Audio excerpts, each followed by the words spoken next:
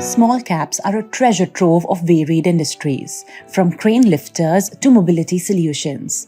On Small Cap Spotlight, we'll be meeting one such company, Super Iron Foundry, a cast iron foundry whose primary product is manhole covers, among many others. On the anvil of an IPO, this company has a 20-acre facility in Durgapur, West Bengal. And we catch up with Akhilesh Saklecha, Chairman and Managing Director of the company, who takes us on a tour. So Akhilesh, let's start off first by understanding what exactly was the beginning of Super Iron Foundry. And interestingly, I also want to know why Super Iron Foundry? The Super Iron Foundry was started by my father. It was in 1977 when we set up our parent unit, which is still functioning. It's another company of ours. In 77, he set up as a foundry manufacturing cast iron castings. He was a thorough foundry man, you know, knew all the details and nuances, which I always aspired to be able to walk into his shoes.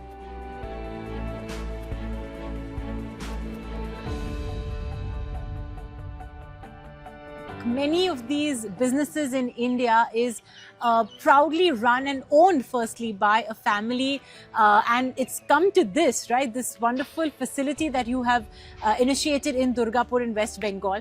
I want to know how and where did you get involved in this family business? I got involved into the business in year 2005. It just happened with the untimely demise of my father, and I was studying back in the US then. And I had plans to do the distribution network because we were already supplying to all the major cities, municipalities in the US. And the natural gradual progression for us would be having our own distribution set up there. That's how I got started, you know, with my elder brother. Between him and me, we started working in the foundry. We worked in the parent foundry, and then, you know, we got the idea of setting up a ductile iron foundry because the world is moving from cast iron to ductile iron. The company has recently invested in capex to boost production capacity. With 60 to 70% automation, including robot fettling, painting, and automatic pouring, the move ensures higher efficiency, cost savings, and timely deliveries.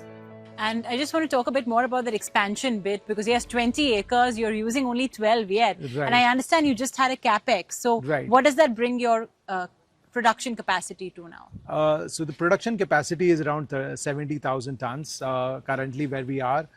We have a lower capacity utilization around 30% and that itself is unique, as in, you know, we are profitable with low capacity utilization. So once the capacity utilization goes up, as well as, so we are going to have the economies of scale kicking in, as well as fixed costs are going to be the same. So, you know, there's going to be the journey, the growth is going to be incremental for us with the higher capacity utilization.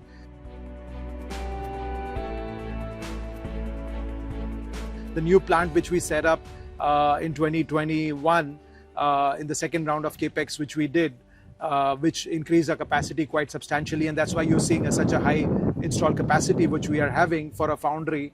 And we have about 60-70% of our existing capacity utilization coming from automation. The manufacturing facility has been set up in 2013 and is located in the steel city of Durgapur near the Damodar River, leveraging the region's abundant raw materials and affordable power. Main input raw materials for us is pig iron, scrap, and our own generated scrap, which is called foundry return, which is any rejections or runnerizers, which is remelted. And we also use ferrosilicon magnesium or magnesium to treat. These are the main raw materials other than electricity and power, which is one of the big input costs for us. So these are the big heads with which we work, is in the base metal, ferroalloys, power and labor. These are the big heads of the costs which we are working in.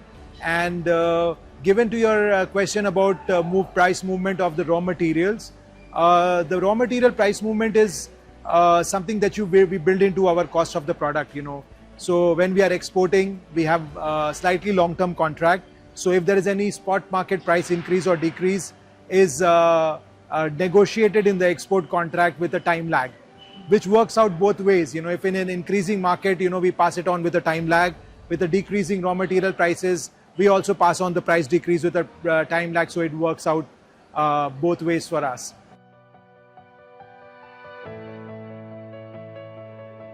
मेरा नाम अमरनाथ प्रसाद है। मैं यहाँ पे production head of production हूँ। यहाँ पे production संभाल रहा हूँ पूरा प्लांट का। हम लोग इनकमिंग रॉ मटेरियल मंगाते हैं। आता है मेरा इनकमिंग रॉ मटेरियल को फर्स्ट हम टेस्टिंग करते हैं। टेस्टिंग करने के बाद फिर हम लोग मेल्टिंग सेक्शन में जाते हैं। एनालिसिस करके मेल्टिंग से पोरिंग में भेजते हैं। पोरिंग होने के बाद जो है इधर एक अलग प्रोसेस है मोल्ड मेकिंग का। तो मोल्ड मेकिंग करने के बाद वो पोर करते हैं हम लोग मेटल को। मेटल पोर होने के बाद एक कास्टिंग फॉर्म होता है। कास्टिंग फॉर्म होने के बाद हम लोग उसको शॉर्ट ब्लास्टिंग एरिया में लेके जाते हैं। वहाँ से फिर ब्लास्टिंग के बाद हम लोग फिर फेटलिंग और फिनिशिंग होता है। फेटलिंग फिनिशिंग मीन्स कि कास्टिंग जो रफ जो भी है उसको फिनिश करना, फाइनल टच देना। फिनिशिंग करने के बाद जो है हम लोग फिर पेंट शॉप में आते हैं। फिर पेंट शॉप के बाद पैकिंग, फिर फाइनल डिस्पैच में जाते हैं। So Akhilesh, cast iron, ductile iron, I think we need you to dumb down your products a little bit for our Sure. audience. So tell us what exactly are the products you make here through your foundry? Cast iron is also called grey cast iron, and ductile iron is also called spherical graphite iron.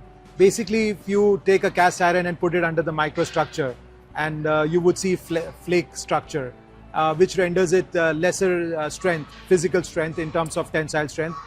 Vis-a-vis ductile iron, it is a nodule-shaped microstructure, which renders its more physical strength, which is much more than cast iron. So it makes it for any product design more ergonomic.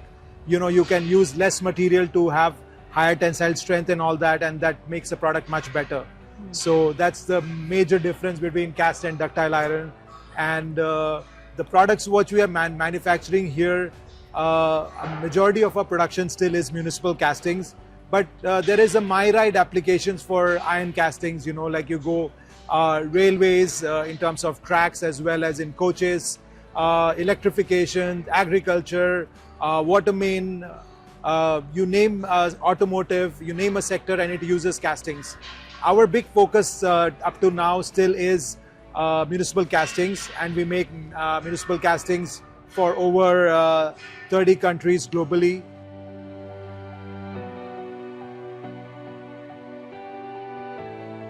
In fact, exports is where Super Iron gets almost 90% of its revenues from. The company exports to the UK, Europe, Australia, the US, Middle East, among others. With each market having its own strict standards, the company has to follow rigorous quality control measures to ensure precision. You have to have basic systems in place, whatever the customs requirement, So if we go to Australia, there is a different set of covers that goes, there's a gas tight application. So we need to understand what kind of application, what kind of chambers, what kind of load rating. So we have systems in place with which we have quality systems manual for different products, different critical to quality parameters for different products that we are defining. Say, for example, a product for a particular customer requires a lower clearance, clear opening, which is not particularly to the standard, but it is a particular customer's requirement. It is over and above the standard. So we keep those customer requirements critical to quality for each product, and that's how we are maintaining quality, because quality is something that we take pride in, and we want to be the super people, the super quality people. That's how we ensure the quality. So you're exporting a big chunk of your products, but there's somebody else also exporting, and that's China. Has that been a competition for you, especially a business like yours? Absolutely, Mubina. China has always been a big producer for iron, steel, castings. If you look at the Chinese export portfolio of castings, India still has a lot of catch up to do. But having said that, the way China has been growing, it has been catching a lot of eye, especially US, Europe, and they are putting a lot of punitive trade barriers onto China, such as tariffs, anti-dumping, and there's a lot of duties that Chinese product are attracting, especially during Trump's regime. There's been a recent announcement of additional 10% tariffs. In our product category in the US, Chinese products used to have 25%, and on top of that additional 10% makes it 35%. So we are 35% cheaper from there from day one. Now the question is, can an iron foundry practice sustainability, especially as global markets tighten regulations? The company is taking a proactive approach to stay ahead and is aiming for a very ambitious target of carbon neutrality, setting longer-term goals to drive a greener future in the foundry industry.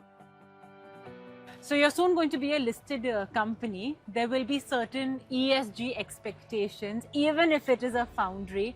I wanted to understand, as the world will expect, even from commodity companies, to contribute towards ESG norms, how are you doing that? It is a very big word, in terms of ESG, to be able to contribute as a foundry. And we find it there is a lot of opportunities, so for us in terms of improved ESG goals, us as a company, we intend to use solar power in long term, reduce our carbon footprint with because most of the power, electricity, it's an electricity power intensive industry, and if we can use it with substitute it with renewable energy, there's reduces a lot of carbon emissions. We use a lot of sand in our system, and the sand can also be recycled. So the company also has a plan to recycle the sand. There's a few companies in Gujarat, they have scrubbing mechanism with which the sand with which we are using can be scrubbed off and can be reused, because that itself reduces the sand mining that has been done from the river banks, as well as the emissions that the trucks do while carrying the sand to our plant. So in our way, we have a long-term plans to reduce our carbon footprint, carbon emissions. What are the day-to-day challenges that you come across, when you're running this foundry? I would like to break the challenges which I work into two parts. Some challenges are within the locus of my control, and some within the locus of, these are externalities. So I'd start with the externalities, where we are working in a world where there is so many different things that is happening across, which is outside the locus of the control. Say, for example, anything happens in Europe, or an ocean transit to a Red Sea, to container freight, to exchange rates, to the tariffs, wherein, so a lot of things that are in the exports, which is due to the international factors, also affect this business, which I reckon is a challenges for us.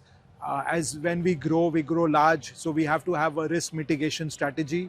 In long term, we might be able to have not just manufacturing in one country, we have to have manufacturing in multiple countries to mitigate. That might just be a mitigation strategy, but it's just different strategies where we are working is in terms of international forces that come into play. And within the locus of our control, there are some challenges in the foundry, as in terms of, like getting skilled manpower. It's not a very wonderful place to come work for, so in a foundry. But it is I can vouch for that. It is a career changing place, and there is a lot of you get into metallurgy, you get into physical properties, so there is a lot of experience, exposure a candidate can get. But we do feel a bit challenged getting the right skill, manpower, right person for the job, and that might be a few challenges which we face internally. So myself, Nirban De, actually I'm working here as a senior manager HR and admin. I'm looking after entire corporate function as well as plant also. So Super Iron Foundry is a great place to work. There is a huge scope for learning for each and every person. Myself, I have around 16 years of experience in HR fraternity, but since last 1.5 years I am working with Super Iron. So I am learning lots from this company. My name is Rishabh Madhavadia, so I'm an intern here. I've been an intern for the past 2 months. So here I have learned quite a few things about management and everything. Here, if I will tell you, I started as an intern in December. From December till date, I can understand each and everything about cast iron, about ductile iron, about the different types of materials involved. I have talked to each and every HOD and personally understood what we can learn from this industry. Looking ahead, Super Iron Foundry aims to become a multinational leader in castings, evolving from a manufacturer to a global distributor with a streamlined supply chain. Our vision is clear. We want to expand, but we would be very selective in terms of our growth, in terms of places where we choose to expand, wherein we have the management bandwidth. But in next 10 years or so, you might be walking in and seeing that SIF is a multinational. That's what the vision is.